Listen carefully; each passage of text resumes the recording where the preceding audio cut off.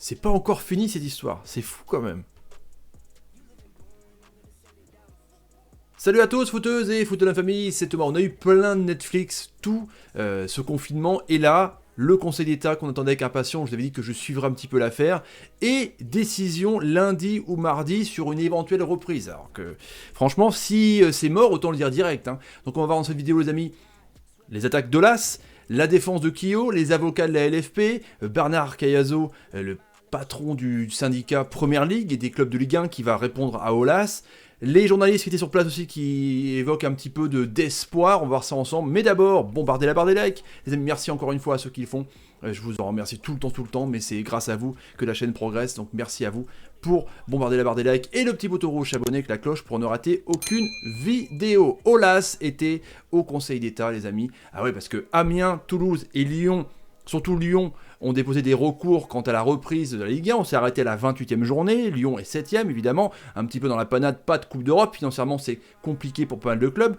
Pour Amiens et Toulouse, la relégation est pour elles assez injuste. Donc, ils ont été, façon étatique, au plus haut niveau. Là, franchement, si décision il y a négative lundi ou mardi comme c'est stipulé, je pense que là, voilà, tout sera rangé, les amis. Tout sera rangé. On parlera plus de reprise de la Ligue 1. Didier Quillot, lui était vénère, hein. Aulas l'a un petit peu piqué, on va voir ça à la déclaration justement, les amis, il était un petit peu vénère. Donc déclaration dans l'équipe, dans France TV, les cours de presse, donc la journée était attendue pour 3 clubs, hein, les amis, à Paris, au tribunal administratif, ça avait déposé un recours, mais là, le Conseil d'État, il y avait l'audience aujourd'hui. Donc là, c'est vraiment le dernier recours. Et le moins que l'on puisse dire, c'est que la passe d'armes entre Jean-Michel Aulas, le président de l'OL, et la LFP a continué. Le recours du club rhodanien a été étudié en premier, ce dernier réclamant la reprise de la saison 2019-2020.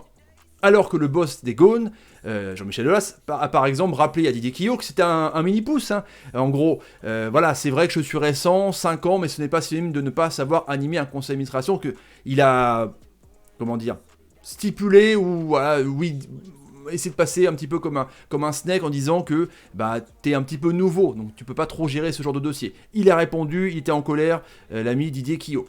Là, l'avocat de la LFP a aussi balancé de ouf. L'OL était le seul club à contester l'arrêt des championnats en prétendant défendre l'intérêt général du football français. On parle de préjudice financier, on va parler des 800 millions d'euros justement que, pas réclame Aulas, mais qu'aimerait bien que l'État rembourse, c'est chaud quand même, mais c'est surtout un préjudice de qualification en Ligue des Champions, mais à la 28e journée, les chances de l'OL étaient déjà très minces. À voir, parce que c'est vrai que Lyon, eux, ont tendance à revenir pleine balle en fin de saison. Avant de poursuivre, beaucoup plus incisif, si le premier match a lieu mi-juillet, donc admettons qu'il y a décision lundi, que le foot reprend, il faut laisser donc 3 semaines à toutes les équipes pour la réathlétisation, on déborde sur fin août avec un désordre considérable pour le foot français, sauf que ça peut démarrer un petit peu plus tôt. Hein. L'intérêt général l'emporte sur le petit intérêt de l'OL, le remède est bien pire que le mal qu'il cherche à démontrer. Derrière, le sujet de la saison blanche a aussi été mis sur la table avant l'arrivée du recours d'Amiens et celui de Toulouse, les deux réclamant leur annulation des descentes en Ligue 2 par rapport à la Ligue à 22, les amis. Mettez-moi en commentaire ce que vous en pensez par rapport à ça. Déjà, le tacle de l'avocat de la LFP à Jean-Michel Aulas, en gros, arrête, quoi. Et ces recours possibles pour Ligue 1 à 22. Et il y a plusieurs journalistes, on va parler de ça, de Loïc Braillet à la fin de la vidéo, qui ont vu que la LFP était malmenée quand même. Aulas disait donc que tout le monde aurait pu reprendre. On peut reprendre, il a insisté à Donf. Et selon Aulas, ces dirigeants de Mediapro n'ont pas de problème si la saison prochaine venait à démarrer plus tard. C'est vrai que Romé Roures est un allié d'Aulas. Donc lui, c'est les patrons de la nouvelle Ligue 1, quoi, 2020-2024. Si Aulas est sûr de lui, on se dit, écoute Romé, on redémarre septembre, comme ça on finit l'autre. Apparemment, il est d'accord. Le TFC, représenté par ses seuls avocats, a pointé une décision illégale et demande d'acter une saison blanche, donc saison carrément annulée. De son côté, c'est Bernard Joannin en personne qui a défendu Amiens. Il dit « Les circonstances exceptionnelles peuvent justifier l'arrêt du championnat, nous ne les contestons pas, mais les relégations, en quoi la rétrogradation d'Amiens permet-elle de lutter contre la pandémie de Covid-19 ?» Parce qu'eux, ils étaient à 1 point ou 2 de Nîmes, donc eux, ils se sentent un petit peu lésés. Toulouse, c'est un petit peu compliqué quand même. Contrairement à l'OL, les deux clubs dont la relégation en Ligue 2 a été prononcée, ne remettant pas en question l'arrêt de la saison, mais seulement leur relégation. Donc en gros, eux, ils veulent bien que la saison s'arrête, mais ils veulent encore une fois défendre leur chance en Ligue 1 l'année prochaine. Donc, c'est quand même deux dossiers différents, les amis. Est-ce qu'il y en a un qui va aboutir? On ne sait pas. Face aux revendications des 3 clubs, la LFP estime qu'une décision rétroactive est impossible. L'instance particulièrement critiquée pour avoir acté la fin de la saison insiste. Elle a réagi en conformité avec la décision du Premier ministre. Pour ce qui est des modalités de classement, la LFP se défend. Alors on entend un peu partout que Hérault, Emmanuel Macron et Hérault se sont appelés, que c'était politique. Daniel Rieu en a parlé aussi, que c'était politique comme arrêt. En quoi la saison blanche est-elle respectueuse, est-elle plus respectueuse des règles du championnat? Je trouve cela plus irrespectueux. Le quotient et la traduction du mérite sportif au moment où le championnat s'arrête. Et le quotient par rapport au nombre de matchs et au nombre de points. On sait que c'est pour ça que Lyon se retrouve un petit peu dans la panade, sachant que PSG Strasbourg n'avait pas été joué. Interrogé par le juge du Conseil d'État à propos de la viabilité d'une ligue à 22 clubs, la LFP a évoqué un calendrier intenable, un changement dans la répartition des droits TV et un risque accru de blessures. Donc c'est vrai que si on enchaîne maintenant, si on dit voilà, on reprend la Ligue 1 dans 3 semaines, on va dire début juillet, c'est chaud quoi. C'est chaud pour la préparation des clubs qui n'ont pas tous redémarré. Le PSG c'est le 22 juin, tu as la Champions League pour Lyon et pour Paris début août. On ne sait pas où justement, on en reparlera dans une prochaine vidéo. Je souhaiterais avoir les bonnes dates auxquelles les championnats européens se terminent. Je souhaiterais disposer d'éléments expliquant la possibilité pratique d'organiser une compétition à 22 clubs, a conclu le juge. Ce dernier a demandé à disposer de ces éléments d'ici ce vendredi 18h. La clôture de l'instruction est prévue samedi à 13h et d'une décision sera rendue lundi ou mardi prochain. Donc, on va dire que si le recours de la Ligue 1, la reprise est quand même ultra attendu, ce sera vraiment un scénario Netflix de ouf. Hein. Là, ce serait vraiment un cliffhanger de taré.